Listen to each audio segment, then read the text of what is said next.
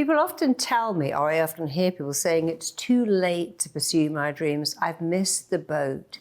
At my time of life, it's too late. And that is not true. It is never, ever too late to pursue your dreams. Keep listening to find out how you can pursue your dreams and achieve them at almost any stage of your life. You know, I love the expression, when you change the way you look at things, the things you look at change. Because you could say, oh, well, it's too late. And you could say, well, actually, now I've retired, I have the time to pursue my goals, my interest every single day.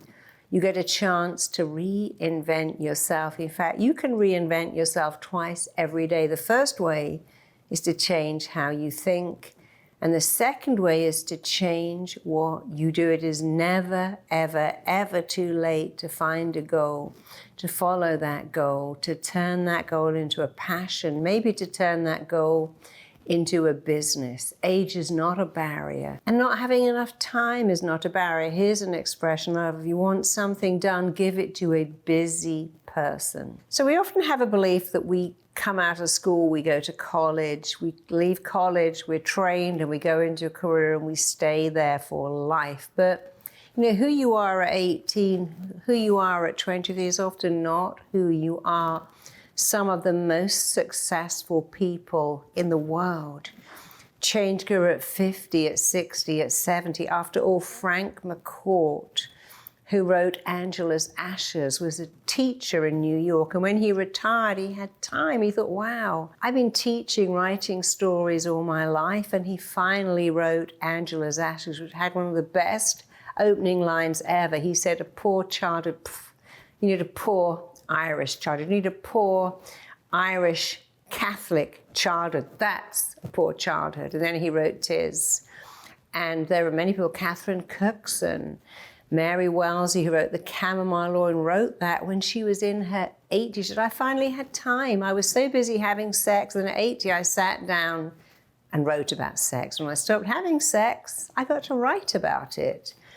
The guy who was Martin in Frasier had a very successful business running a medical newspaper. At 50, he woke up and thought, is this my life?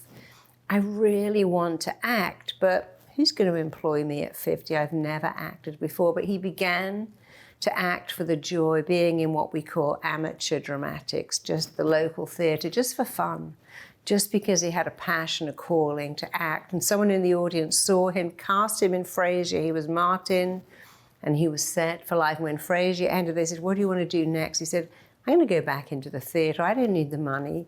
This is my love. Someone called Jocasta Innes was someone in England who, her husband left her. She had no money, and she rented a home, and she couldn't afford to paint it. So she got little sample pots of paint for free and began to do something called stippling, which is really kind of flicking bits of paint at a wall so you have a pink stipple instead of a pink wall. And actually she made that. I think people went, wow, this is amazing. She started to write books about stenciling and stippling and rag rolling. Anita Roddick, who founded the Body Shop, had no money. She painted the walls bottle green because they were full of mold. And yet those women created something incredible. They had a second act. They began to do what they loved. Often when our children leave home, if a marriage ends, we think, wow, what shall I do with the second half of my life? I've always wanted to be a designer, a writer. I've always wanted to do this. We are living longer than ever, and we have the internet where you can learn anything. You can take any course from your kitchen table, and many of them are free. You can learn almost anything at all online on YouTube. So you can learn a new skill at any age, because after all, when you're older, you have time on your side. You have patience. You don't have distractions. You may have the money not to have to go and do a job you hate. And you can also learn to be confident. I have so many free audios on how to be confident, how to have self-esteem, how to learn, how to apply yourself. After all, I was a therapist very early in my career.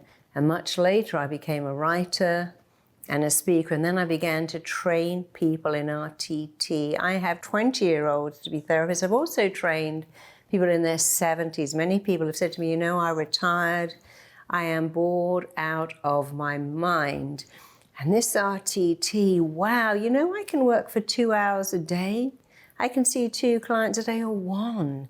I can work 3 days a week or 2. But I can do something that gives me passion and joy and uses my mind, but I'm sitting down, so I don't have to commute to work and stand on my feet all day.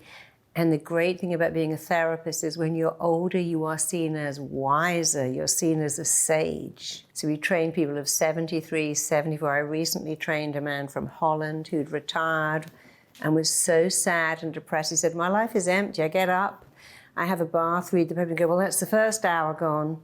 Only another 16 to go. What am I doing with myself? He came to train with us. He was in his very late 60s, 70 by the time he finished. So, you know, I love this because it's a job that really works. You know, it was even better. Within a year, he married another therapist. He found someone his own age. They had interest in comedy. So I used to love girls of like 30. They didn't really like me, but now I found this woman and we're building a business together, doing therapy, changing people, changing ourselves. So you can do something you love at almost any age and at any stage. And remember, youth is being flexible, and being flexible is youth. And when you do something new, it actually makes you younger. It's why university professors are very youthful. My father taught until he was in his late 70s because I love this expression, when hope dies, old age runs to meet you. But when you're constantly using your brain, which has a brutal use it or lose it mentality, when you're using your mind to learn, your mind doesn't age. It's why composers and artists are composing and painting in their 90s, because the brain doesn't age until you stop using it. So at any stage, you can find something new, find something that makes your heart sing, and it will actually keep you young and flexible and passionate, and all of those things are very youthful, whereas being inflexible can be old at any age. Go ahead, it's never too late to follow your dreams. You know, I got married at 50, I'm blissfully happy. I started to teach and train also at 50. The best bits of my life at the end, I did everything the wrong way. I had a baby first, got married second, found the career I love much later in my life. But I love it because it's kept me young and happy and fulfilled. And if I can do it, you can definitely do it too.